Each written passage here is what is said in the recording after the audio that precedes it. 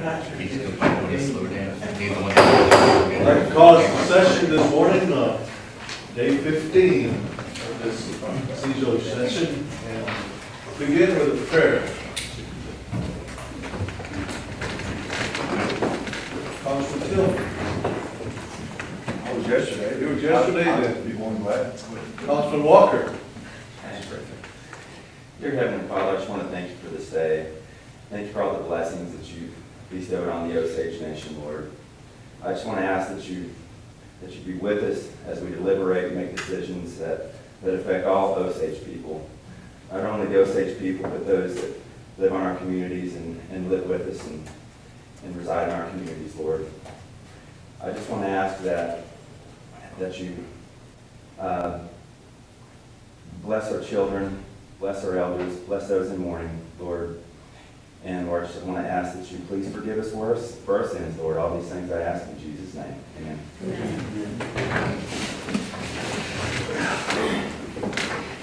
May I have a roll call, please, for our prayer. Congresswoman Bucklehead. Present. Congresswoman Edwards.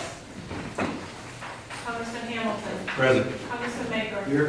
Congressman Norris. Here. Congresswoman Pratt. Congressman Shaw. Here. Congressman Supernaw. Here.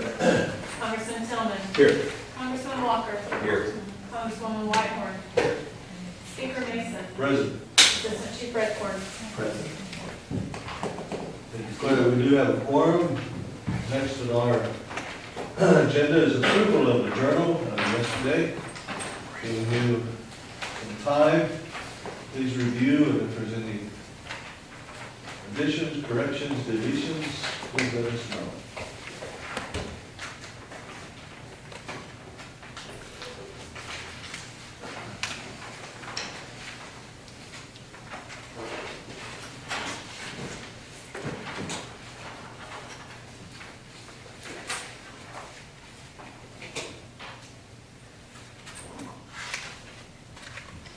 Congressman Walker.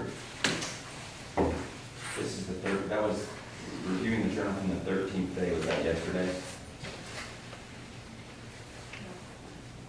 No? Okay. Didn't even say.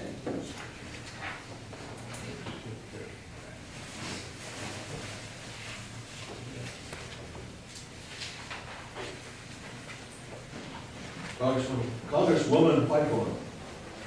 I was trying to get the sergeant on detention, excuse me, correct.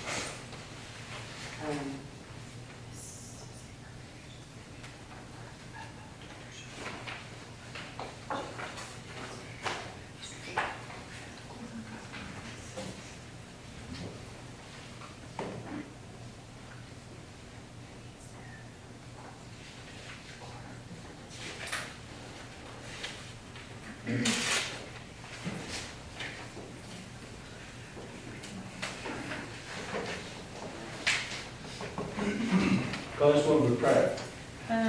So I could be wrong, but I feel like on General Order D1 on page 2, when Congresswoman Edwards read that in, although the title was incorrect at the time, she read it with the correct title into the record at $5.6 million.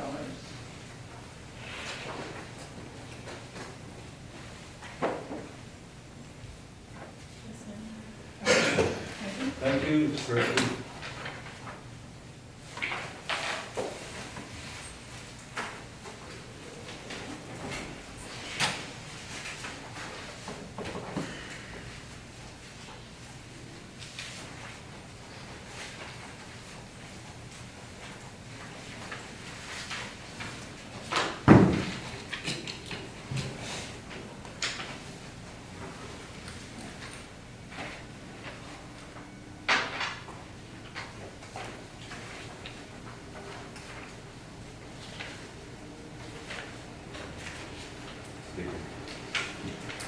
Congressman Walker. And I saw was the very last sentence, it says that you adjourned the meeting. I think that should be Congressman Hamilton. Corrected, thank you. I'll make a motion to approve the journal as amended. Motion's been made and seconded. Discussion, hearing none. Those in favor of the motion signify by saying yes. Yes. Opposed, say no. The journal is approved. Moving on down to number 4. We have been invited to have our annual presentation from BKD, and Mr. Joel Hesser is here. So we're going to turn it over to you, sir, for your presentation. All righty, I appreciate the opportunity to be here. Good morning, everyone. I have the audit results for the September 30, 2015 audit, and I was just going to briefly go over all the reports that we issued, because there's always a lot. I won't go into any detail, but if you have questions, please don't hesitate to ask, and I'll be happy to try to answer, and if not, I can definitely get back to you. The slides, go to the next slide. If you have a clicker, I can do my best to work. Thank you. Good. You can see here, we issue the financial statement opinion on the financial statements as a whole. And please report, it was an unmodified, which is a clean opinion on the financial statements. A couple things I was going to point out in the financial statements. It's a big document, 60 pages with a lot of information.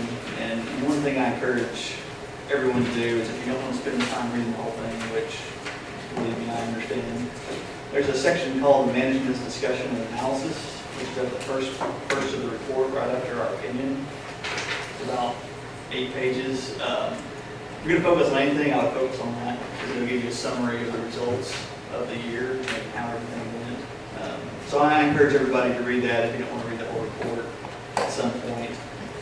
One thing I did want to point out, because I want to brought up last year while we were here, is if you have a copy of the report, it's on page 13 of the big financial statement document, and I'll summarize so you don't have to find it. But probably one of the most important numbers to look at when you're looking at this is there's called an unassigned fund balance. Sorry, this one, big one, the thickest one. And it is page 13. Those financial statements. And there's a number there in the very bottom left corner called unassigned fund balances. And right now it's showing a deficit of $861,000, which is at year end. And what this is good for is it shows you a trend, the change from year to year. I mean, you obviously don't want it to be a deficit, but the good news is it actually got better from the prior year. And one reason that we wanted to point out, and the treasurer and anybody can explain it to you, is there's a restricted investment of about $5.1 million, which is being used as collateral for the note with Bank of Oklahoma.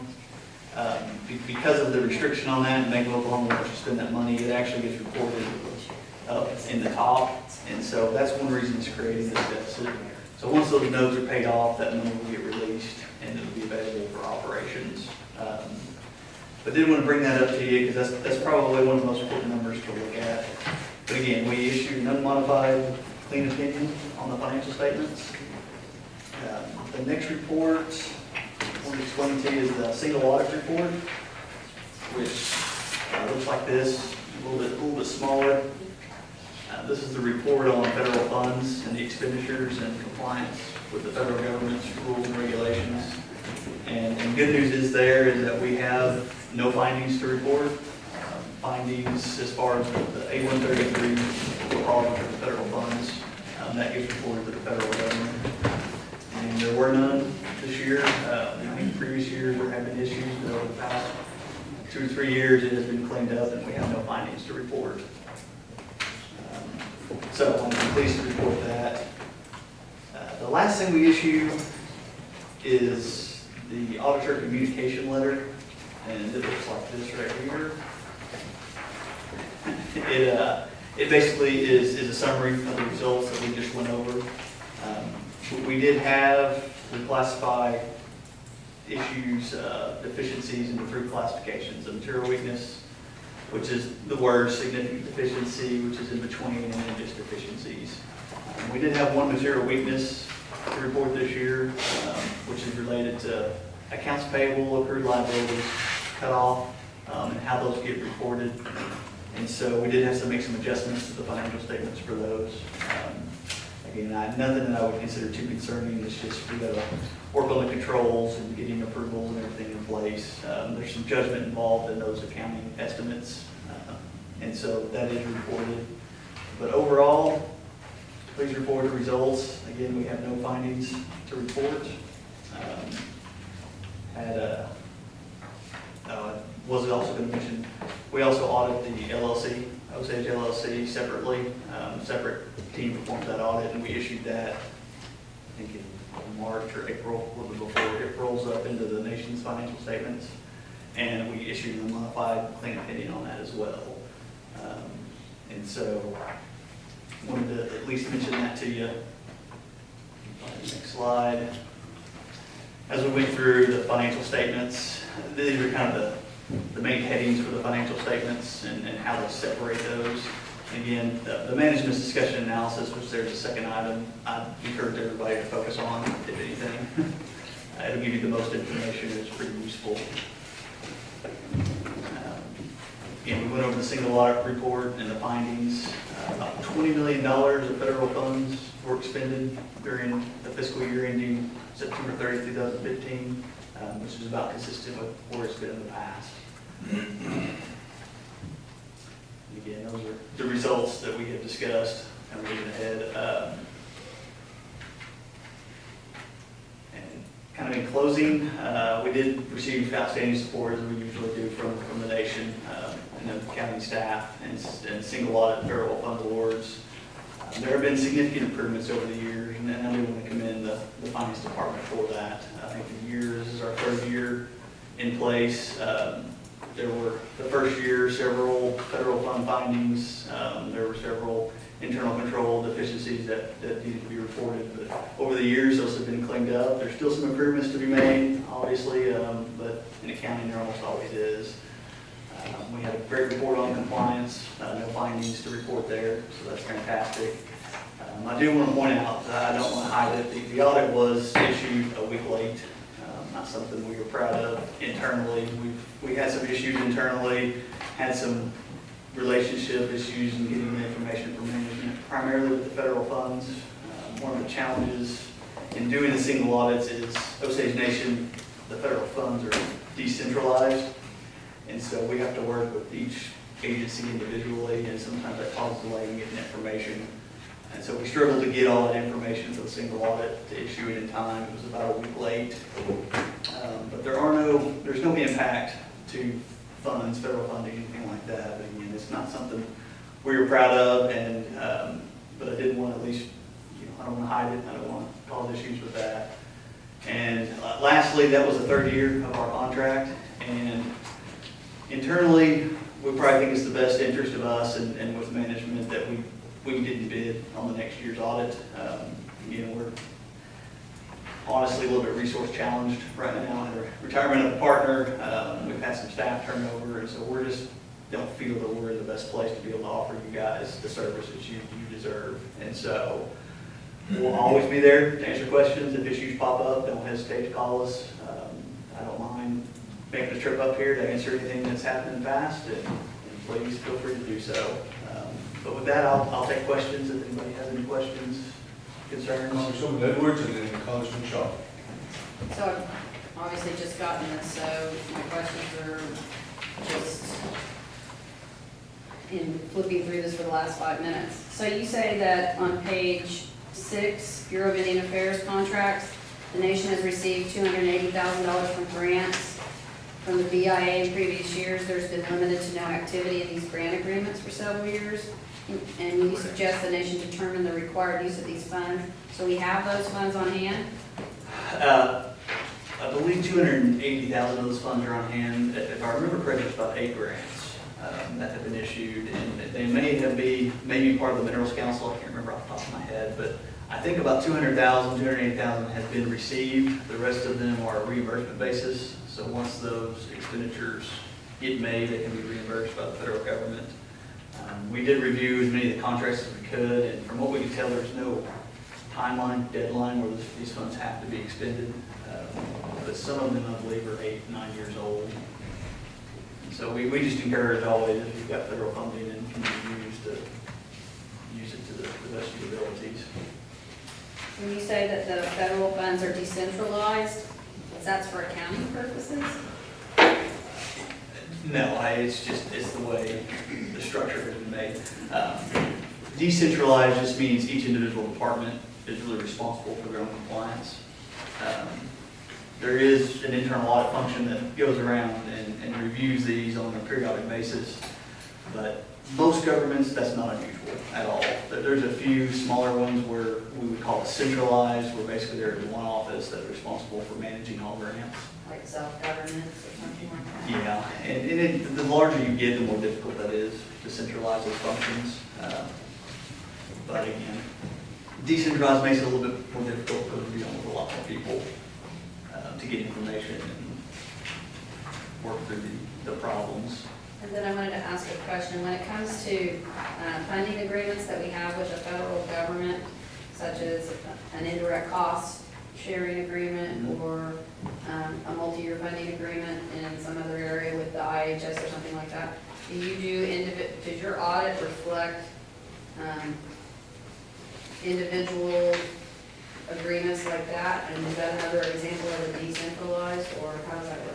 No, the way that works is if you have contracts in place with the federal government, what we do, and as part of the single audit, is the federal government has come up with a system on the way you audit these programs. And they almost cycle through every 3 years.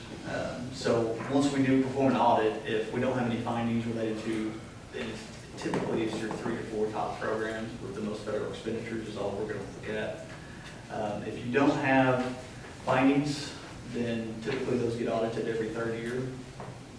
If there are findings, we do have issues, then we're required to audit that the next year again. And the contracts specifically aren't necessarily audited. We just look at it from the accounting standpoint. But then the federal government, especially with IHS, they do have specific requirements they want us to follow. And so we follow their published guidelines.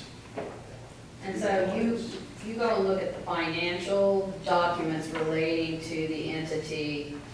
You don't necessarily follow our law that we have, or how do you interface our law with your financial documents? Your laws, for the most part, trump the compliance issues. When the federal government issues, that they have the requirements that we have to follow. And if you guys have issued a law, which we say is laws trump regulations, and so if there's a law in place, we do actually look at that for compliance. If we find a violation of the law, whether it's an Osage Nation law, a federal law, that will get reported in our report.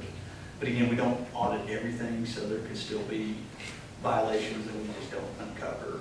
Do you look at our appropriations laws to see that the financials match up with the line items in the appropriation law? No, we don't audit the budget, essentially what we call that. We do review it, but we don't audit it. Okay.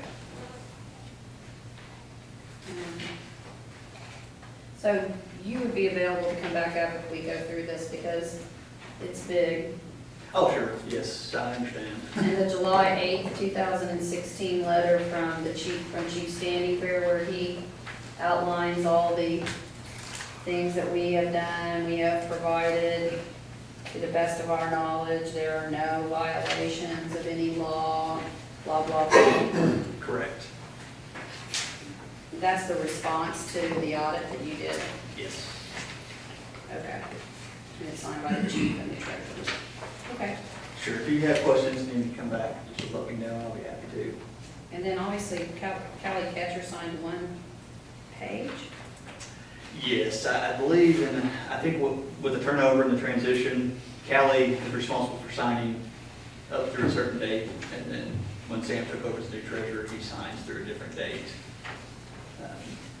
Is typically how that works. Okay, so she signed up to April 30th, and he signs from May 1st on. Correct. And this includes up to what date? July the 8th. July the 8th of 2016. Correct. Thank you. Congressman Shaw. My questions are rather basic. similar language that you probably use every year, but I started thinking about when you said there's no findings, but there's some material weakness. Okay. So is a finding and a deficiency the same thing? Yeah, I probably should clarify that. We use findings probably too loosely, more loosely than we should. There's two types that we classify the findings into. One of them is related to compliance of federal funds, and that's traditionally what the finding terminology is. And then there's also those findings, but really they're deficiencies on the internal control side for the financial statements. So essentially it's the finance staff, it's the different agencies, internal agencies that work through items. And so those material weaknesses, the material weakness and the significant deficiency are related more towards Osage Nation internal controls and not really concerned with the federal findings, the federal issues. And the material weakness that was identified was primarily related to construction invoices. And I believe it was the construction of the two new buildings, and there's some federal funds for roads programs.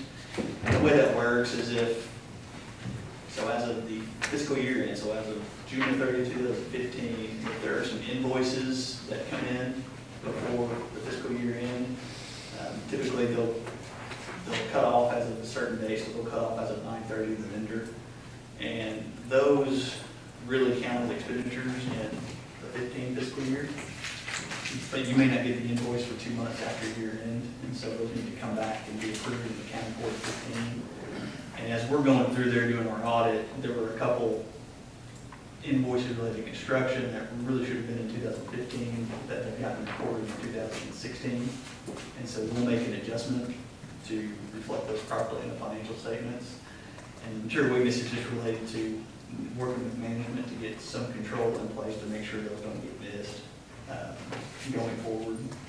It's essentially how that works. So it's really related to the internal control of the nation. On the other end, an example would be if it was a federal finding, if we would audit IHS program, we would audit the food distribution program, and we find that people received funds they should not have received. Those are findings we require to report to the federal government, and they would go in a different report, a different page. And so they're essentially both sets of findings, except one is related to more federal programs and compliance with those, and the other is just more internal control, strengthening the nation's system. Essentially how that works. Follow up. I was just looking at the first paragraph over the internal control over financial reporting, where it says, according, at the end of that first paragraph, accordingly, we do not express an opinion on the effectiveness of the nation's internal controls, but it seems that it's more of an assessment of the internal control over financial reporting, not the effectiveness of the controls themselves. Correct. We don't perform an internal control audit. So we don't come in to look at every set of internal controls that you have in place. A lot of times that's very conducive to public company audits. You've heard of the SOX 404, the compliance after being run, and all those issues that happened over a decade ago now. They started requiring those public companies to have actual audits of the internal control system. All we do is we're responsible to gain an understanding, at least know how your internal control systems work. And so if we do come across issues, we're required to report those to you, but we don't actually perform a full audit on the internal control systems. One more follow-up. Are there benefits to having to have an audit that extends to assessing the nation's internal controls? It's funny you mention that. Actually, the federal government, if they could have their way, they would require all governments to have a audit of their internal control systems. But personally, it's very expensive. It's not cheap to do, and I don't know that you get a whole lot of benefit because one of the challenges that governments have is they do not have enough people in finance. They don't really have the systems in place and the people, the credentialed individuals to really have a complete great set of internal controls. I'm not too concerned with the findings that we had, that you would need a full audit of your internal control system, again, because it would be very costly.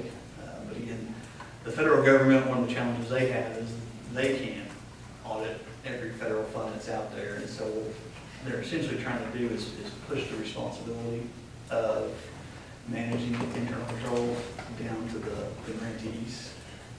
Again, it's costly, there's a lot of pushback because the public companies even had issues when they rolled out the 404 work after all those scandals.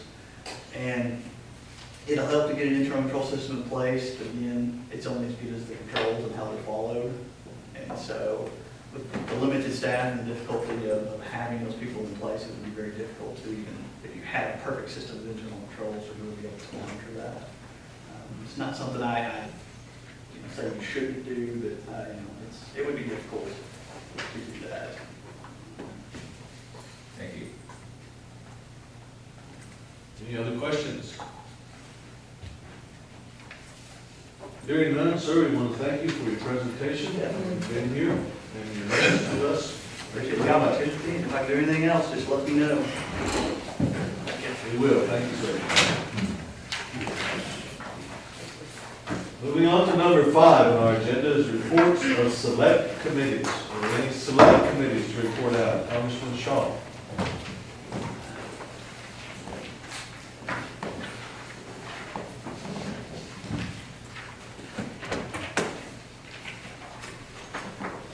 Thank you, Mr. Speaker, members of Congress, Assistant Chief. Appropriations Committee has met a number of times.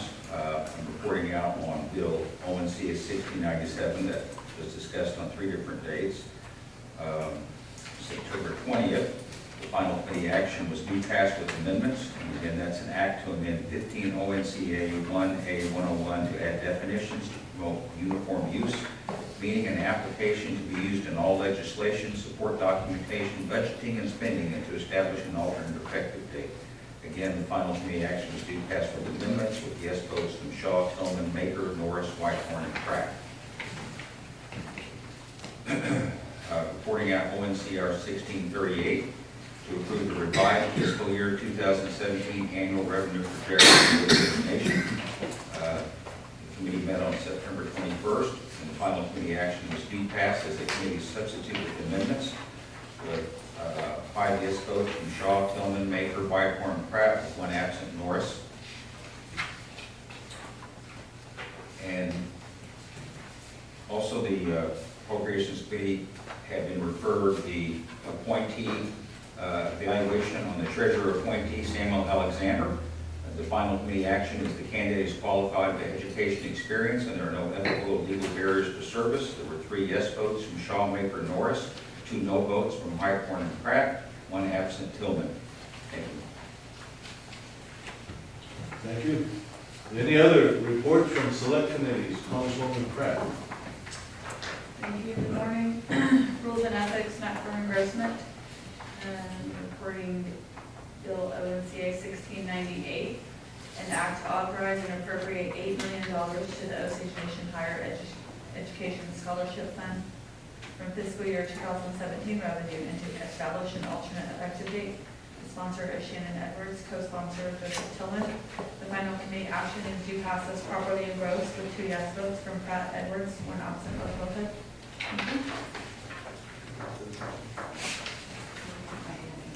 Thank you. Any other select committees to report out?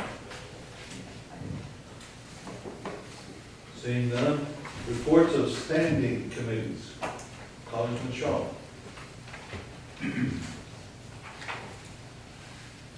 Mr. Speaker, I'd like to make a motion that we suspend the rules and modify the agenda and move ONCR 1638 to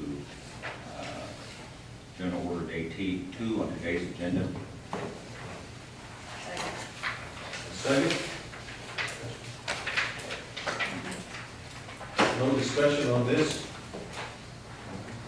Those in favor of the motion signify by saying yes. Yes. Those opposed say no. Yeses have it. 1638 is moved to General Order Day 2.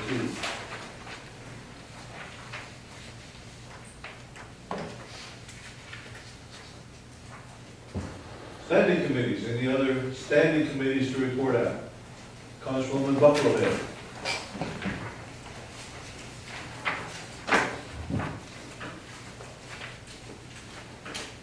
Government operations met regarding bill number ONCA 1677, an act to approve and refer to measure on whether the definition of marriage shall be amended to include two persons of the same sex under Osage law, and to direct it to be placed on the ballot in a special election. The sponsor is myself.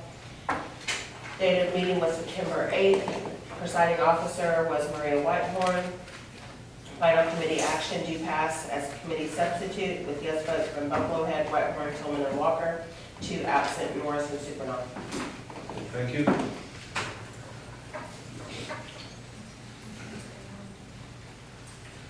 $1677 goes to general order, day 1.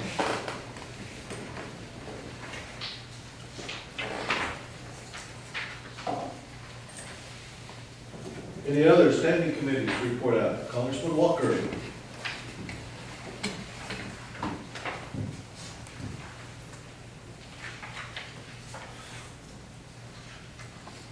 Speaker, members of Congress, Assistant Chief, listening. The Social Services Committee met yesterday, considered bill number ONCA 1680, an act to establish a summer program to introduce Osage's to careers in the health industry at an early age and to establish an alternate effective date. Sponsor is Ron Shaw. Committee action is due pass with amendments. Voting yes, Walker, Shaw, Maker, and Norris. Voting no, Pratt. 1 absent. Committee also considered bill number ONCA 1692, act to the Health and Wellness Division of the Osage Nation for fiscal year 2017 in the amount of $13,947,612 to establish an alternate effective date. Sponsor is Ron Shaw. Committee action is due pass as a committee substitute. Voting yes, Walker, Shaw, Pratt, Maker, and Mason.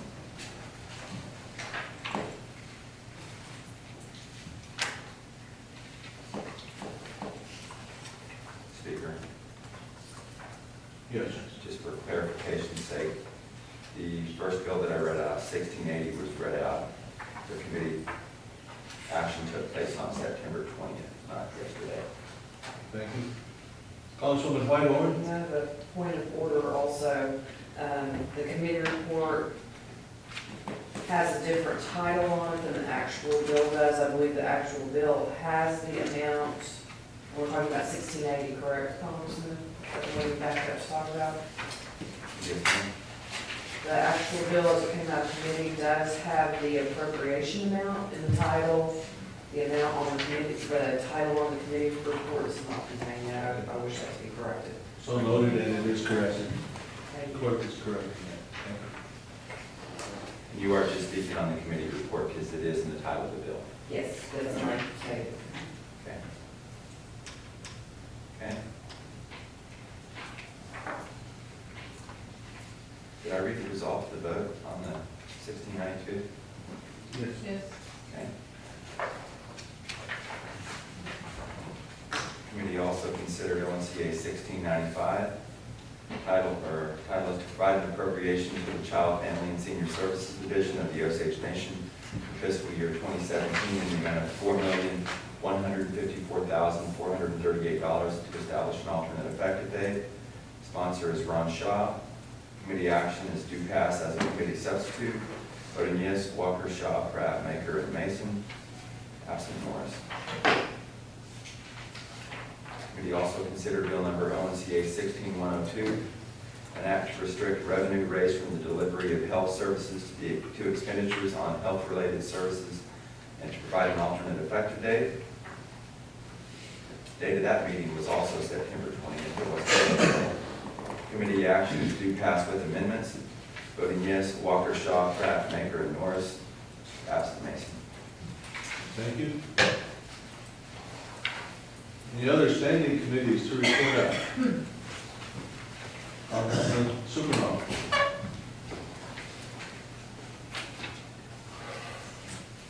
Congressman Johnson Economic Development Committee met yesterday, September 21st, and considered bill number ONCA 16117,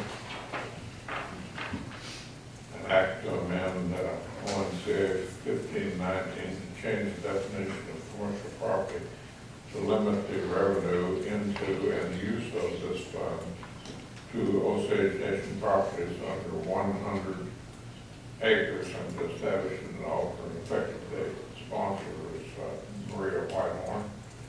And the final committee action was to do pass this committee substitute with 6 yes votes from Supernaw, Whitehorn, Tillman, Maker, Pratt, and Shaw. Thank you. Any other standing committees to report out?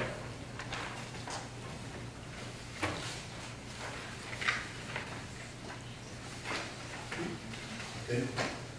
Moving on, number 7, introductions of bills or resolutions. Any bills or resolutions to be reported out at this time? Okay. Bills and resolutions on first reading, referencing ONCA 16-121, Congresswoman Bucklehead. Thank you, Speaker, members of Congress. ONCA 16121 is an act to authorize and appropriate $100,000 to the Osage Nation Foundation to be administered and distributed as donations and to establish an alternate effective date. Thank you. Referencing ONCA 16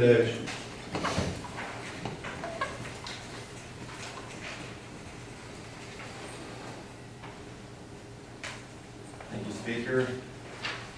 Reading in ONCA 16-122, an act to authorize and appropriate a $20,000 donation to the court-appointed special advocates of the Osage and Pine counties out of fiscal year 2017 and to establish an alternate effective date.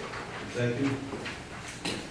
Referencing now ONCA 16-123, Congresswoman Edwards. ONCA 16-123 is an act to establish a mechanism for tribal members and non-tribal members to obtain licenses to hunt and fish on Osage Nation-owned property, to prohibit hunting and fishing on Osage Nation lands until an inventory of such lands is completed and published, the land use laws in effect, and there are rules and regulations governing licensure and penalties for illegal hunting and fishing, and to establish an alternate effective date. Thank you. Referencing now ONCR 16-42, Congressman Tillman.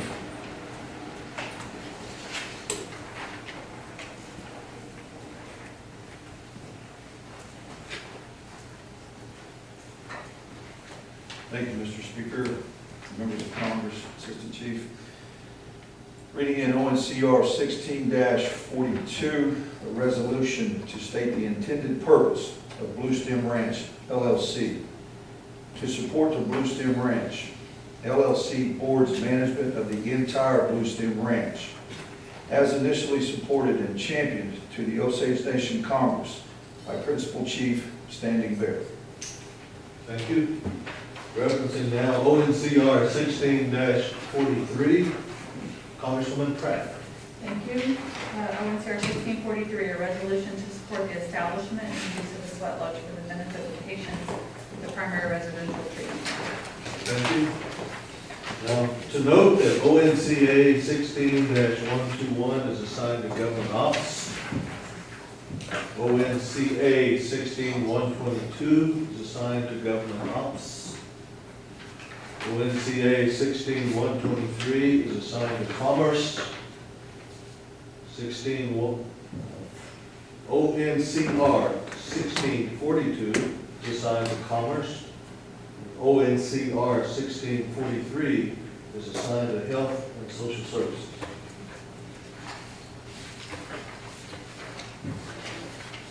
Moving on to number 8, it's on the flip side of your agenda. General Order Day 2, amendments can be proposed.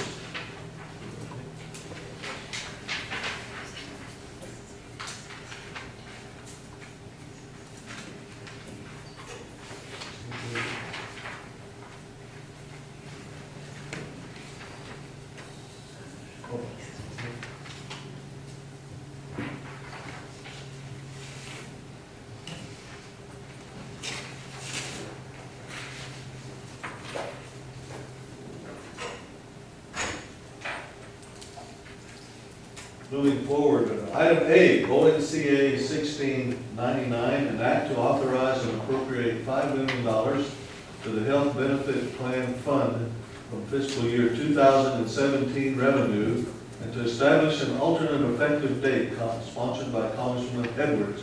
Are there any amendments to be proposed? Congresswoman Edwards. First point of order, is that total correct? Checking. 5,600,000. Thank you. Congresswoman Edwards. Amendment number 1, throughout the bill, strike $5,600,000 and insert $6 million. Second for discussion. That's going to be tomorrow. Oh, That'd be tomorrow. second, we'll discuss tomorrow. Can't wait. Any other amendments to ONCA 1699?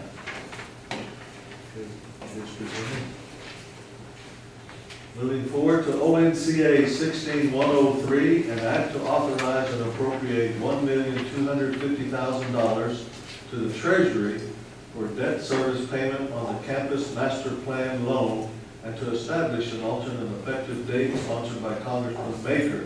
Are there any amendments to be proposed at this time?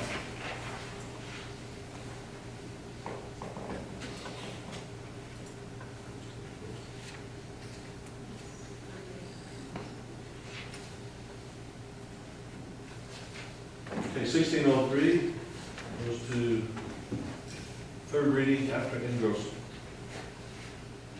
Item C, ONCA 16110, an act to amend ONCA 1582 to provide a supplemental appropriation of grant funds to the Division of Land, Commerce, and Public Safety for fiscal year 2016 in the amount of $100,000, and to establish an alternate effective date sponsored by Congressman Shaw. Are there any amendments to be made at this time?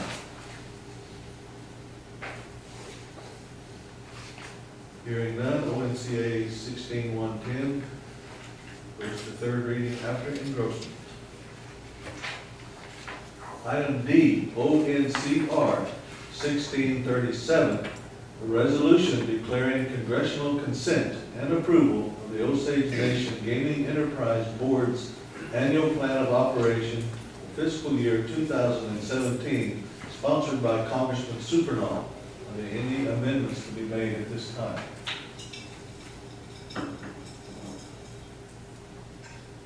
Hearing none, ONCR 1637 moves to third reading after engrossment.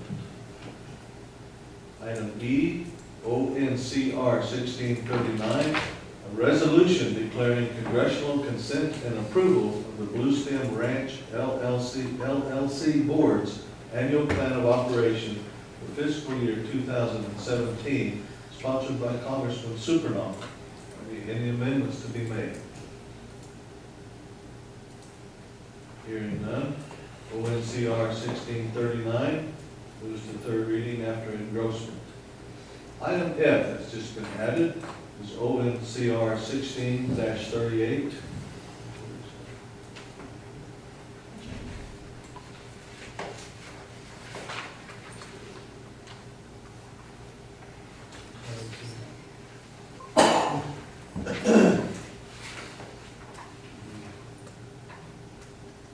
This is a resolution to approve the revised fiscal year 2017 annual revenue projection of the Osage Nation. Are there any amendments to be made at this time?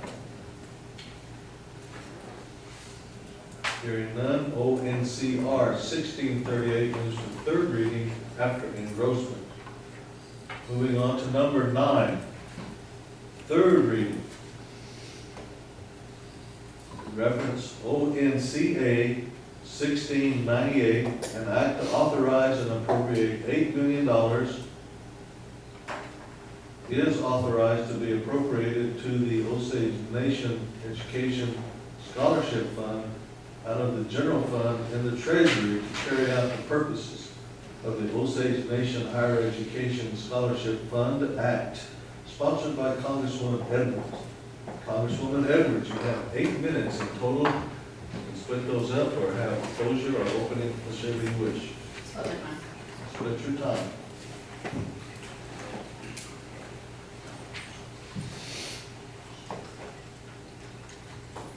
Thank you, Mr. Speaker and members of Congress. As this Congress, with the possible exception of Congressman Tillman, knows, in the spring of this year, we authorized spending levels for the scholarship for the calendar school year. The calendar school year for an Osage student starts in the fall, continues in through the spring, the winter and spring. Some students go to school on a quarter system or other system, continues into the summer, and then this new school year starts beginning in the fall. So in the spring of this year, in anticipation of the student handbook, which is due out to the students by May 15th of every year, the Osage Nation Congress approved and authorized the spending levels for the scholarship for the calendar school year, meaning fall, where we are right now, winter, spring, and next summer.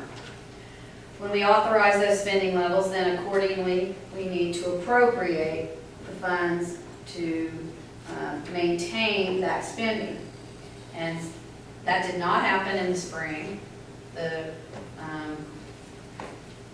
administration indicated to us that we should do that later. Then they talked about us doing it in July, which didn't make sense to us. The work that had been done in spring was sufficient to make that kind of funding analysis. So the Congress decided we'll go ahead and wait until September, when we will have more information, hopefully, about where the trend is going in terms of this school year's funding.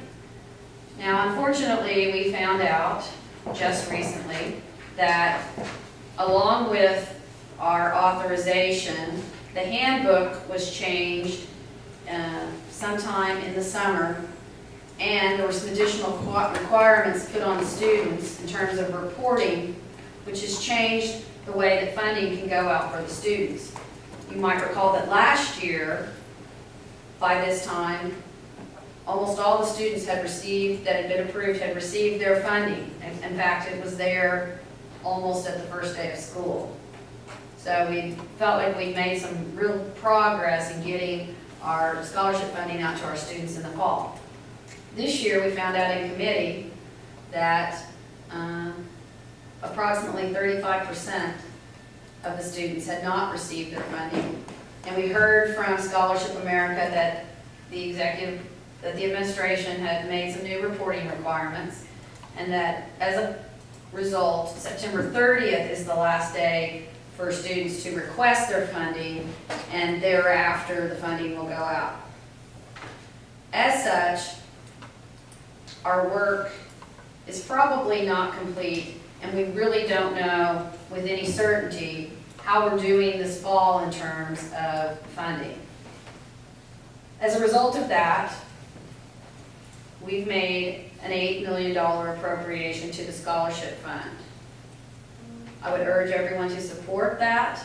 We know that we do not have enough money in this fund, and this is another change. We do not have enough money in this fund to fund the remainder of the school year. In the past, we have funded ahead.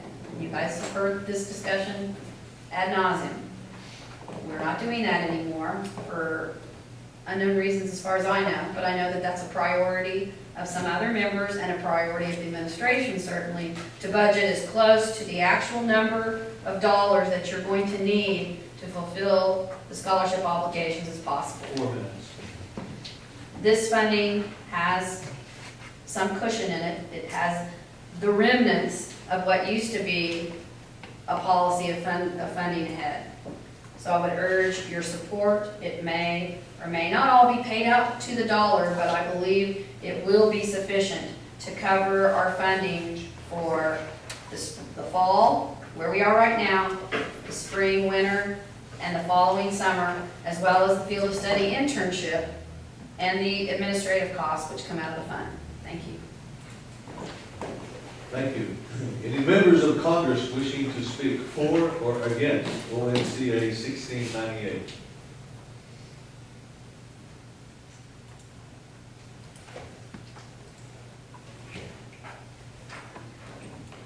Hearing none, Congresswoman Edwards, you have closure if you wish. The question is, shall ONCA 1698 pass? Roll call vote, please.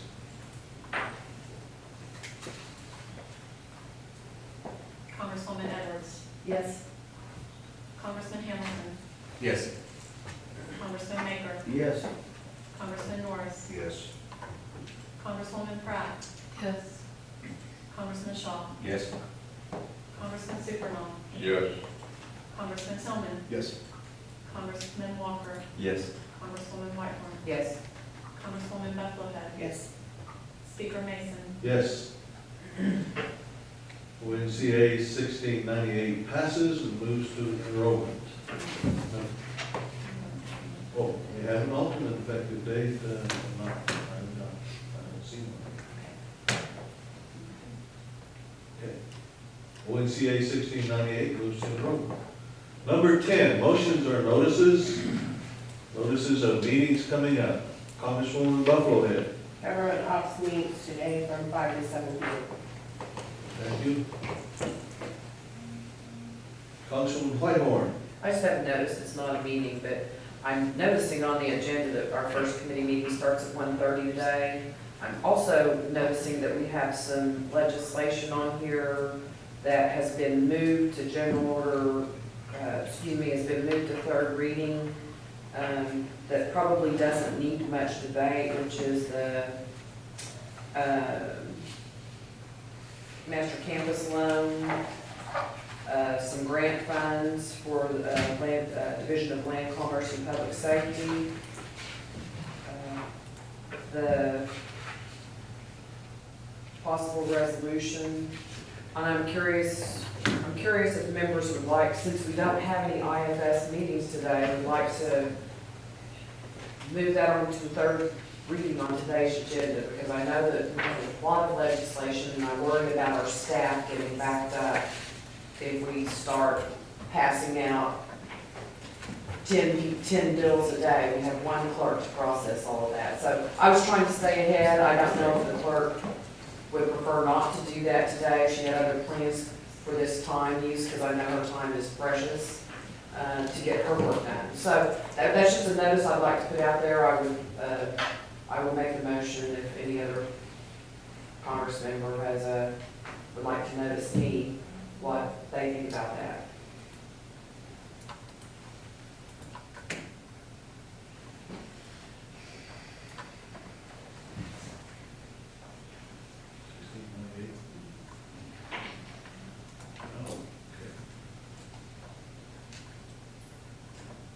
I'm tasking up here.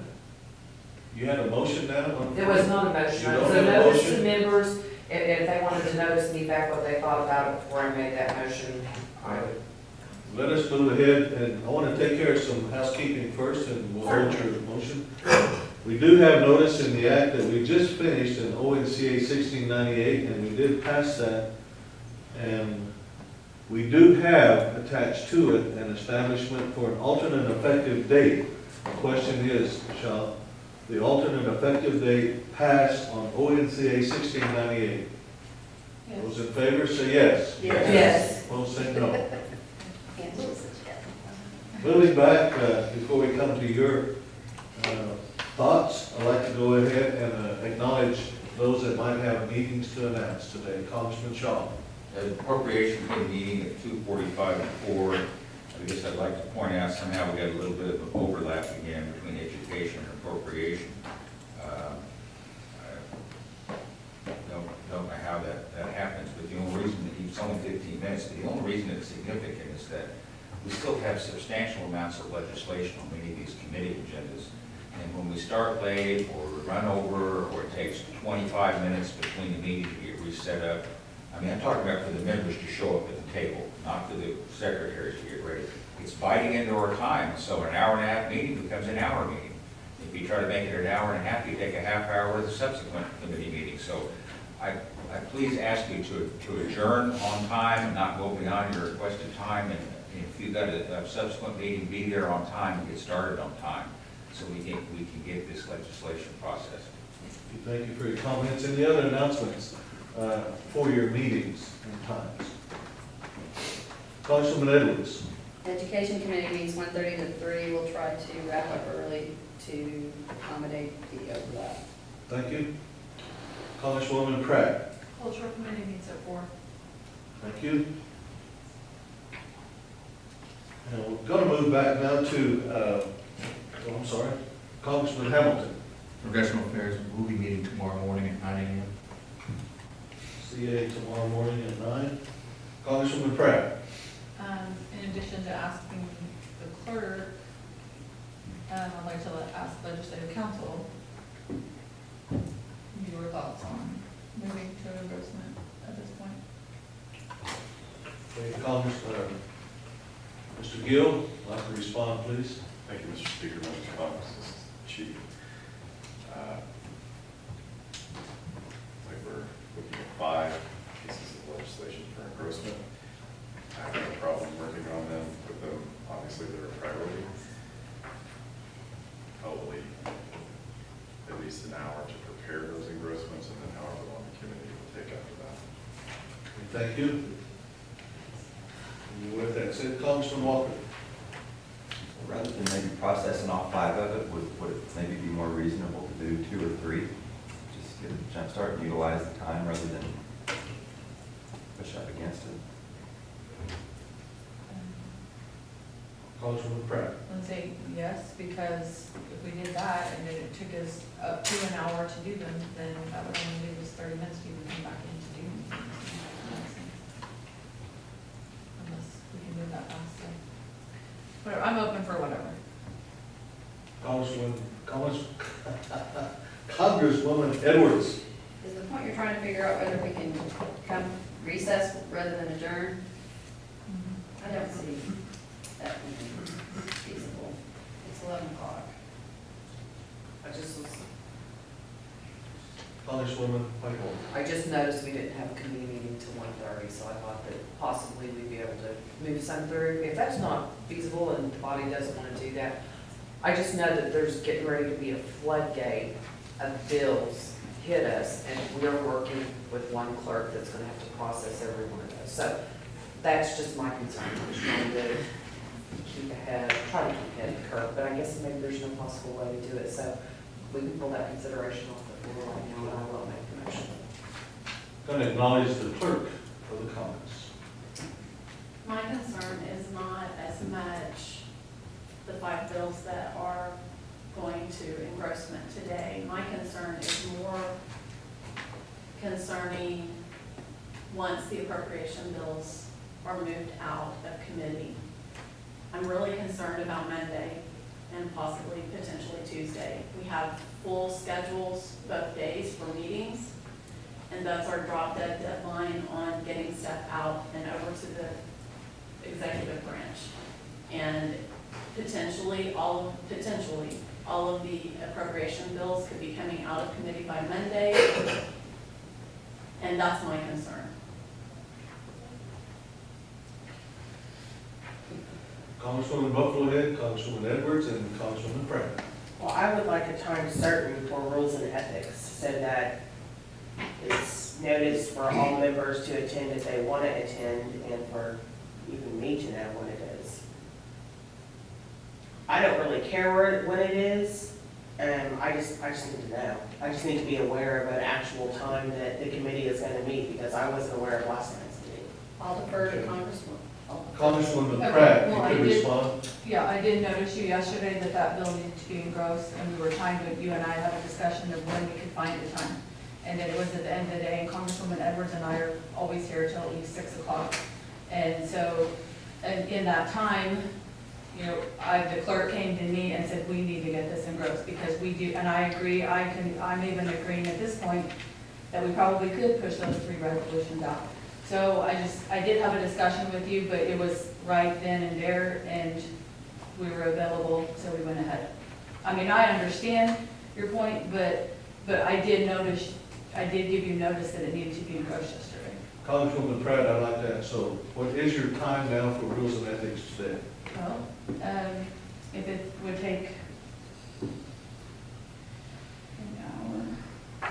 And also, I'd like to put the committee on notice that sometimes we really need to be on standby, at least, especially for Monday, correct, Shanna? Like, because we're gonna be trying to get everything done at that point. I understand we're on different committees, but, if legislative council thinks they could be ready to go by noon, then I would say noon.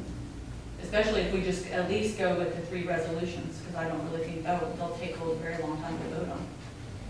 That'll be up to you, however business you want to do your rules. So you're gonna meet at noon today. I would say, right? You okay with noon? I would say Okay. noon. Rules and ethics meets at noon. Congresswoman Evans. Should to adjourn until 10 a.m. tomorrow morning.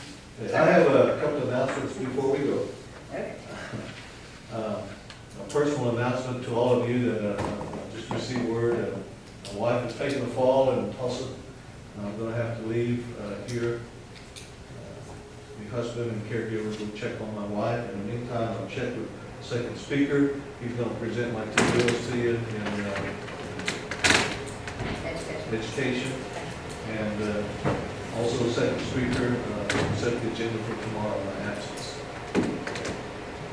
We are adjourned till, I'm sorry.